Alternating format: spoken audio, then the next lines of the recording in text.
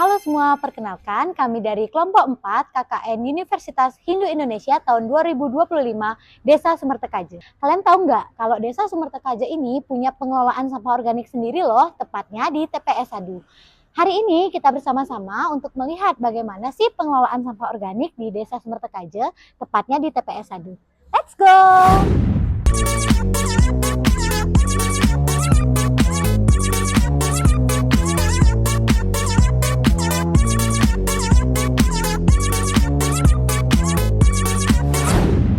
Jadi kita udah sampai nih di TPS Sadu punyanya Desa Sumertekaje. Kalian kepo kan gimana sih pengelolaan sampah di dalam? Ayo ikuti aku, let's go! Oke, kali ini kita udah bersama sama Pak Jati. Oke, Pak Jati mungkin boleh diperkenalkan dulu ke teman-teman semua. Oke,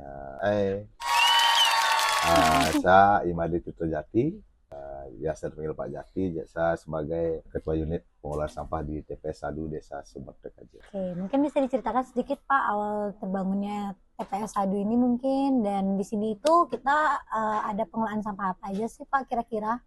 Jadi TPS Sadu ini diresmikan tanggal 15 November tahun 2020. Jadi ini diresmikan oleh desa, jadi adalah unit desa.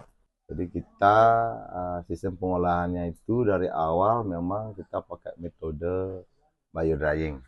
Jadi biodrying itu adalah pengolahan sampah dengan bantuan udara atau sistem aero ya. Metode aero, jadi mengolah sampah itu dengan bantuan udara. Jadi kita perlu dalam pengolahan aero ini kita membutuhkan satu box bambu dengan ukuran 1 meter kali 2 meter, tinggi juga 1 meter. Yang kedua ada MKR8. Jadi MKR8 ini bio yang kita percayai ya, dan kita buktikan sendiri. Jadi bio ini bisa untuk pengolahan sampah, untuk menghilangkan bau sampah, mengeringkan sampah, dan meningkatkan kalori dari sampah. Jadi hasil dari biodrying ini adalah berupa pelet sampah yang nanti kita bisa praktekkan. Kedua, inovasi yang kedua dari pengolahan organik ya. Jadi kita padukan sistem aero dengan sistem anaero. Jadi artinya makanya dari perpaduan sistem itu kita bisa membuat media tanam dalam waktu kurang lebih cukup 2 minggu. Jadi 1 minggu untuk sistem aero, 1 minggu berikutnya untuk sistem anaero, dan bisa langsung kita edarkan dan kita kasih ke masyarakat untuk media tanam. Oke. Jadi itu dia sedikit pengenalan mengenai TPS Sadu. Nah, untuk itu ayo ikuti kita mengelola sampah yang ada di TPS Sadu ini. Let's go! Oke teman-teman, jadi ini merupakan tahap pertama dari sampah baru datang dalam pengelolaan sampah organik di TPS Sadu. Jadi kita lihat ya teman-teman kita bagaimana sih proses awal ini. Let's go! Sekarang kita lagi di proses untuk pemilahan sampah yang akan masuk ke mesin pencacahan. Bisa dilihat? Ada baru dari Eko Bali, jadi ini sebenarnya harus diambil. Ini kayak gini harus dibuka berarti ya? Ya, tinggal dibuka aja. Tapi plastiknya dipisahin? Ya, ini kan besar nih. Ini juga? Ya, enggak, ini nggak apa-apa. Lagi proses guys, pemilahan sampah untuk dicacah. Jadi ini proses pemilahan. Jadi kita memaksimalkan biar nggak ada bahan organik atau plastik itu masukkan yang berbahaya masuk ke mesin. Untuk pemeliharaan mesin sebenarnya. Nah, jadi kita menghindari seperti ini yang berlebihan, dan barang mungkin ada pecah belah yang mungkin tercampur di sini. Yang begini ini sebenarnya nanti dia akan keluar di output ke mesin yang sebelah kanan ke limbahnya. Yang jelas yang ringan dia keluar ke limbah, nah ini baru bisa. Nah, kayak ini kan nggak mungkin, agak organik ya. Jadi kadang-kadang masyarakat menyelipkan barang-barang seperti itu di sampah organiknya. Nah ini kita boleh kan bantu misah-misah boleh, ya? boleh. Yuk kita bantu. Di sana aja seperti ini. Jadi sampah yang lewat ke sana itu harus sudahnya sudah terbuka dia. Jadi ibu ini akan menyelisi di pemilahan di akhir. Kalau kalian memang ada sesuatu yang kelewatan, ibu ini akan nyelamatin. Jadi yang begini kan udah kelihatan. Udah kelihatan, jadi ini bisa diwadahin ya. Oke, untuk sampah anorganik dan ini itu tidak boleh masuk ke mesin pencacahan ya teman-teman. Jadi ini harus kita pilah dulu. Untuk setelah Sabut kelapa ini juga nggak bisa ya teman-teman, dan batoknya ini karena ini keras, jadi dia tidak bisa masuk ke dalam mesin. Ini juga harus kita pilah.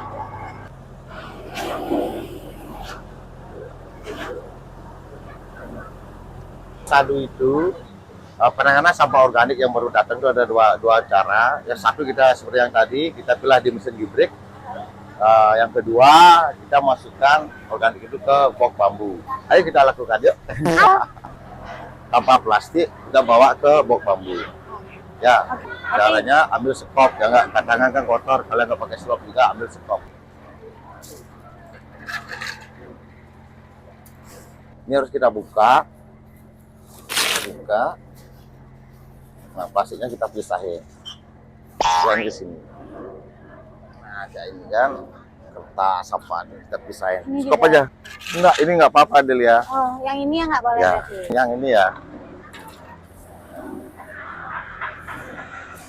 Yang lain juga boleh praktek kok. Ada dua. Oh, iya. Buka. ALK udah pasti masuk sini. Ini mahal ini. Oh, 14.000 per kilo. wow.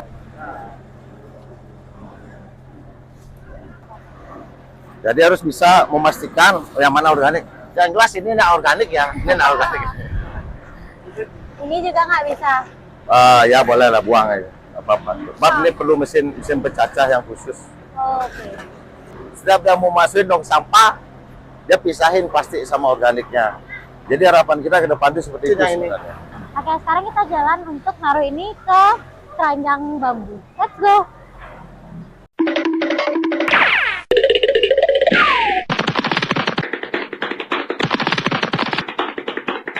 Let's go. Oke, tidak perlu diinjak. Nah, kalau ada plastik yang masih sisa ambil. Ini ada styrofoam. Oke, nggak apa-apa. Habis itu kita bikin dia rata. Jangan ditekan, jadi tidak ada penginjakan. Bikin dia rata. Terus kita sirami dengan bioaktivator. Jadi kita siram dengan merata, dengan melingkar, pinggir. Biasanya di pinggir nggak kena. Jadi kita siramin ini sampai sekiranya yang baru kita masuk itu rata kena bio. Jadi cairannya itu cairan apa namanya Pak? Namanya adalah Bio MKR 8. Bio MKR 8. Jadi dia fungsinya untuk menghilangkan bau sampah, mengeringkan sampah dan meningkatkan kalori sampah. Kalau untuk proses berapa lama sampahnya ini didiamin di keranjang itu? Oke. Kalau kan tadi itu namanya proses bio drying. Jadi kita pakai sistem aero. Jadi kita membutuhkan waktu cuma 1 minggu. Jadi keranjang bambu itu kita isi dengan menggunung ya, dan tetap kita perlapis, kita sirami dengan MKR 8. Dalam 2 hari kita udah pasti udah lihat perubahannya. Jadi gunung itu nggak ada lagi, dia akan masuk dan mengering. Jadi kurang lebih 1 minggu. Cukup 1 minggu, maksimal 1 minggu. 1 minggu teman-teman untuk proses bio drying ya. Oke. Masukin di sini sasah. Nah jadi ada plastik yang berlebihan yang kelihatan, tolong diambil. Oke. Pagi kalau ada uang tolong diambil ya. Iya. Ini nggak bisa nih. Styrofoam. Yang hitam itu yang sebagong dulu. Itu 2 lagi. Ini nggak bisa nih. Oke, siram sudah. Dari pinggir terus ke tengah ya, melingkar.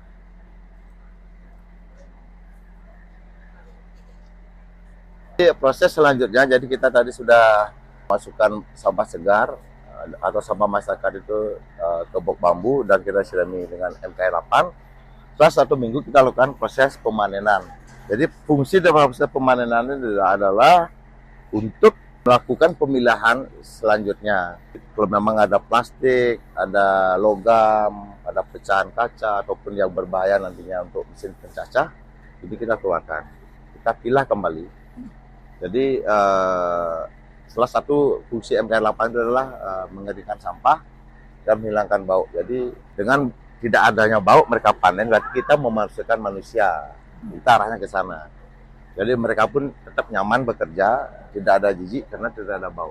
Setelah terpilah, baru nanti kita lanjutkan ke proses selanjutnya adalah pencacahan. Jadi sebenarnya proses selanjutnya dari 2 metode ini adalah dengan mesin pemilah gibrik ini kita ada ada cacahan organik, terus ada juga limbahnya. Kenapa limbahnya juga seperti organik? Karena mesin pemilah ini memisahkan sampah itu dengan berat dan ringan. Oh. Jadi karena ringan, jadi kalau di Bali itu kan banyak canang ya, yang kering. Kayaknya mereka banyak keluar ke limbahnya juga, hampir sama. Tapi yang limbah itu udah pasti tercampur dengan plastik. Kalau yang hasilnya itu tidak ada plastik. Oh, berarti pure organik Pure hasilnya. organik yang ada. Terus proses selanjutnya sama, cacahan yang hasil organik itu juga akan kita sirami dengan bioaktivator. Kita akan biarkan seperti itu.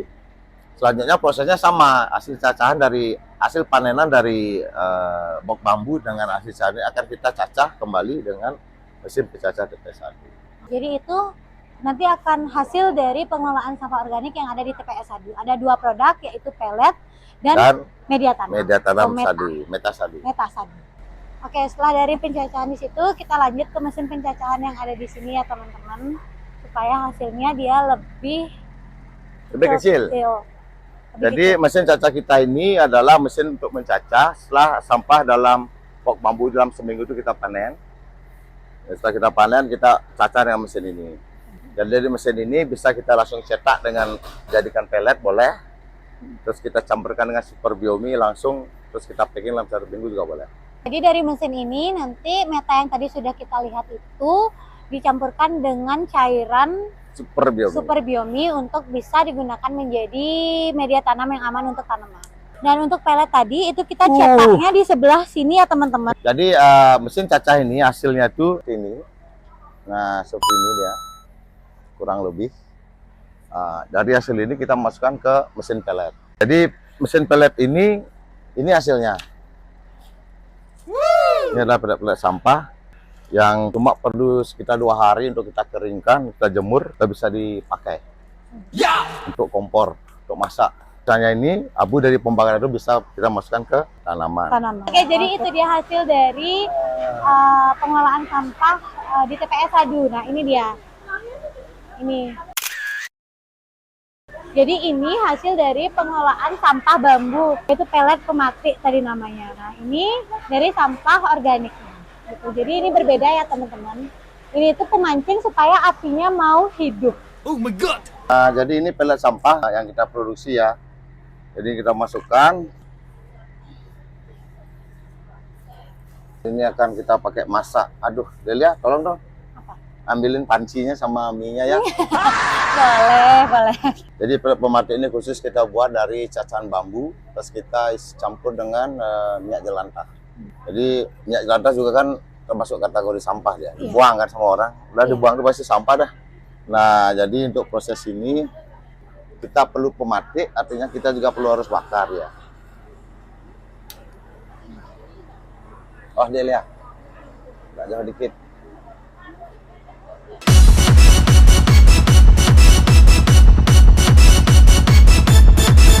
Nah, jadi ini dia belum panas. Jadi kalau ini udah panas terbakar di atasnya, apinya akan besar. Jadi satu pengisian ini bertahan bisa sampai 45 menit. Udah, tinggal kita ambilin panci, air, kita mau masak apa ya terserah.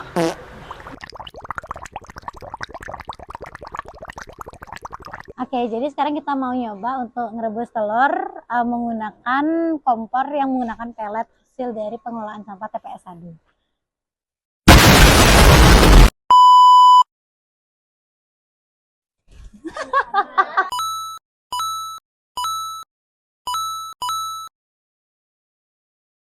Oke, jadi ini hasil telur yang sudah kita rebus menggunakan pelet hasil dari pengelolaan sampah TPS Sadu. Kita kupas sekarang yuk. Let's go. Mari kita coba makan telurnya.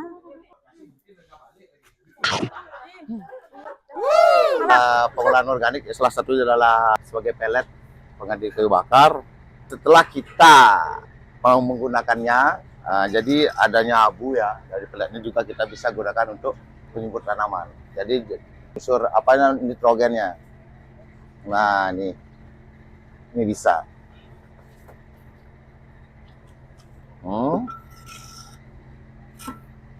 Nggak apa-apa ini. Nanti kita kena air, larut dia hancur. Oke, untuk kalau di sini berarti Bapak yang keliling untuk mengambil sampah anorganik di rumah Ya. tangga nih. Oke, ini kan diambilnya setiap hari nih ke Pak. Kalau di warga itu kadang-kadang 2 hari sekali, tapi kalau di Sadu 3 hari sekali.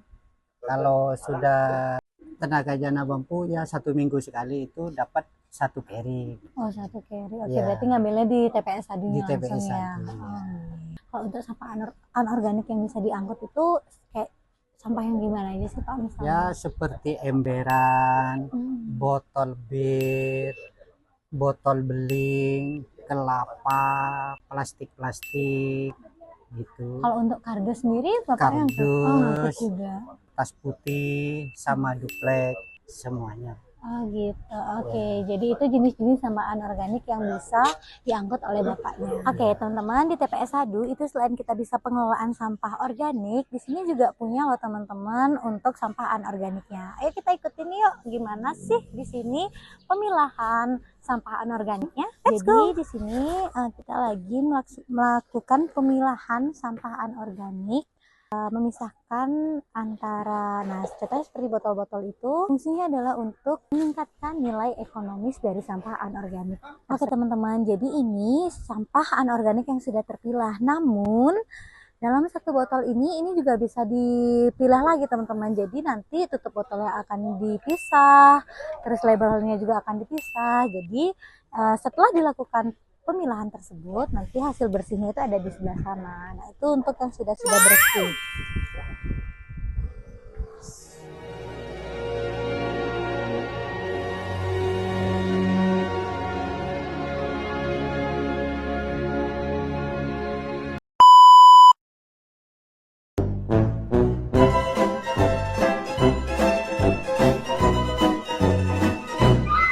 Oke, mungkin ada sedikit pesan dan kesan gitu untuk masyarakat di sini Bapak terkait dengan sampah yang ada di Desa Sumertekaja ini. Pesan dan saran kita bahwa suksesan sebuah TPS 3R ataupun yang ada di desa itu sangat memerlukan partisipasi masyarakat. Artinya masyarakat ini wajib melakukan pemilahan di rumah.